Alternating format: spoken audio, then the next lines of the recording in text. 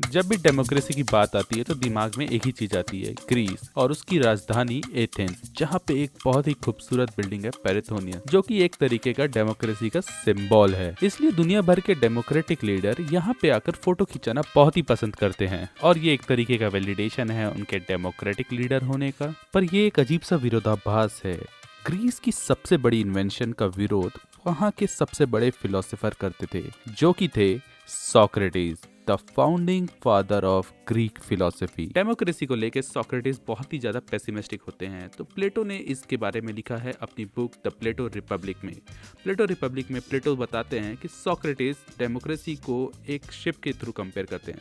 Socrates अपने imaginary character एडमेटा के साथ डिस्कशन में बोलते हैं कि इमेजिन करो एक शिप को जो कि समुद्र में जा रहा है, तो उसका कैप्टन कैसे डिसाइड होगा? क्या वहां पे वोटिंग करके कैप्टन डिसाइड होगा कि एक्सपीरियंस के बेसिस पे कैप्टन डिसाइड होगा? लॉजिक तो ये कहता है कि शिप का कैप्टन हमेशा वो होना चाहिए जो एक्सपीरियंस वन हो। तो यही बात हम डेमोक्रेसी पे अप्लाई क्यों नहीं करते हैं? कैसे हम डिसाइड कर लेते हैं कि मेजोरिटी ऑफ लोगों का वोट जिसकी तरफ होगा वही सही होगा? क्या उसका एक्सपीरियंस मैटर नहीं करता?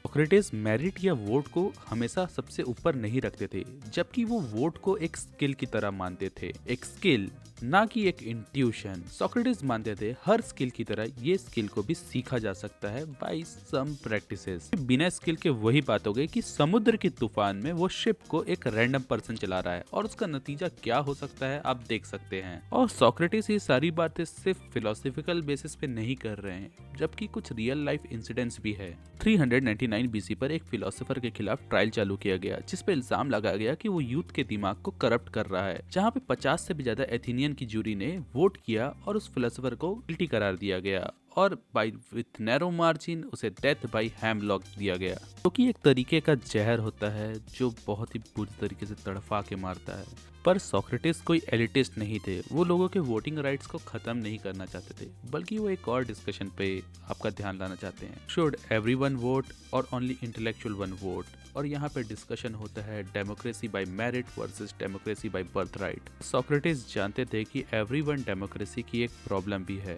वो आगे जाके डेमोगोगरी बन जाती है। पे वो इंसान की राय की भी वैल्यू है जिसमें कोई विजडम नहीं है। डेमोगोगरी के साथ ग्रीस का इतिहास कुछ अच्छा नहीं रहा है। वो लीडर जो बहुत ही अच्छा बोलते हैं वो फ्रीडम को ताक पे रखकर अपने देश को एक एडवेंचर पे लेके जाते हैं, एक मिलिट्री एडवेंचर, जहाँ पर होती है तबाही और इसका नुकसान उस जनता को भी उठाना पड़ता है जिन्होंने इसके लिए वोट नहीं किया था। सोक्रेटिस कहते थे कि वोट के लिए लीडर लोगों के डिजायर को फुलफिल करेंगे, जो कि शॉर्ट टर्म गोल होगा, ना कि लॉन्ग टर्म गोल। सोक्रेटिस इस बात पर बिलीव करते हैं। सोक्रेटिस ने कहा, इमेजिन करो दो कैंडिडेट, एक है डॉक्टर, दूसरा है स्वीट शॉप ओनर। आदमी आपको परेशान करना चाहता है, वो आपको कड़वी गोली देना चाहता है, बहुत कुछ खाने से आपको रोकना चाहता है, ये आदमी आपको कंट्रोल करना चाहता है, ये आदमी आपको बताता है कि कैसे सोचा जाए और कैसे नहीं सोचा जाए। जबकि मुझे देखो, मैं आपको किसी चीज के लिए परेशान नहीं कहता हूँ, मैं आपके साथ अच्छा व्यवहार करता हूँ, मैं आपके साथ मीठे वचन बोलता हूँ और मैं आपको अच्छा खाना देता हूँ, मैं आपको किसी भी चीज से नहीं रोकता, मैं आपको मीठा खाने से कभी नहीं रोकता हूँ, इसलिए मैं आपको किसी भी तरीके से परेशान नहीं करता हूँ और आपके सारे डिजायर को फुलफिल करता हूँ। और फिर सोक्रेटिस ने ऑडियंस का रिस्पॉन्स देखा, क्या डॉक्टर लोगों को इफेक्टिवली रिप्लाई दे पा रहा है? डॉक्टर ने कहा कि मैं आपको परेशान करूंगा, आपके डिजायर के विरोध में जाऊंगा ताकि आपकी मदद कर सकूं। पर लोगों ने डॉक्टर का ही विरोध किया और उसे वहां से भगा दिया। और इन सब के बीच में सोक्रेटिस की वार्निंग को इग्नोर करते हुए हमने एक स्वीट शॉप ओनर को डेमोक्रेसी का